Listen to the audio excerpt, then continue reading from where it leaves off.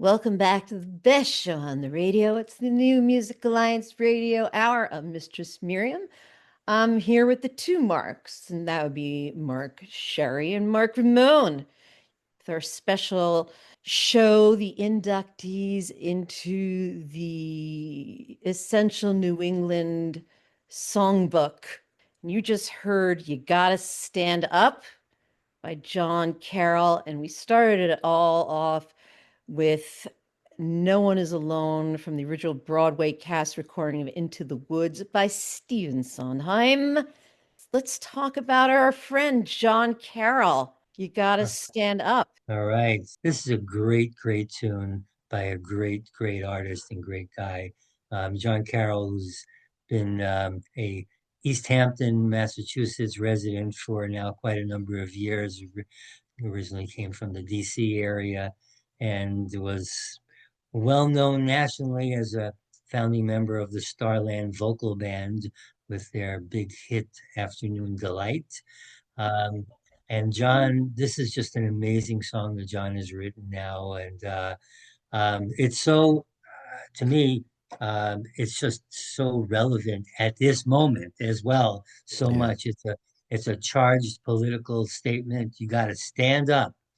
And I mean, he says it, and the funk beat of this tune, it just makes you want to stand up and get out there and do your thing. Jon is great. He's received over 20 awards from the Washington Area Music Association. He's nominated for 5 Grammys, won 2. Also very involved locally, musically. He's a fixture here locally. Great keyboard player and arranger, and just a great talent, And a great mentor for a lot of the young talent in this area. Yes, our own Toby Solarouche played with Jon Carroll at Studio 30 just a couple months ago. Well, what did we start out this block with? This is a first, and it's about time. Our first musical theater inductee into the Essential Western New England Songbook. And it's about time. Stephen Sondheim, who's one of the most influential, most important musician artists of our lifetime. Stephen Sondheim, unfortunately, he was no longer with us.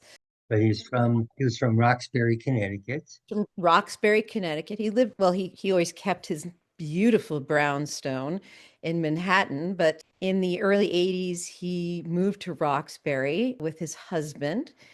And I think this was the first musical that he wrote when he was in Roxbury. And this was one of his most well-received musicals. I should say this about Stephen Sondheim. Stephen Sondheim's musicals, a lot of them, although they weren't well received by the press, were always well received by the public. And later on in his career, the press caught up with the public. People always knew how brilliant he was, even though the critics would say, oh, you can't hum his songs when you leave. And he would reference that in his musicals all the time, that, oh, you can't hum the tune. Stephen Sondheim was not an EGOT because he never won an Emmy, but he won 8 Grammy Awards. He won 1 Academy Award. He won 8 Tony Awards, and he also won the Pulitzer Prize for drama. Wow. I'd say he did pretty well. I saw this production when it opened on Broadway. It was fantastic. And of course, Into the Woods is about all of the Grimm's fairy tales and kind of ties them all together.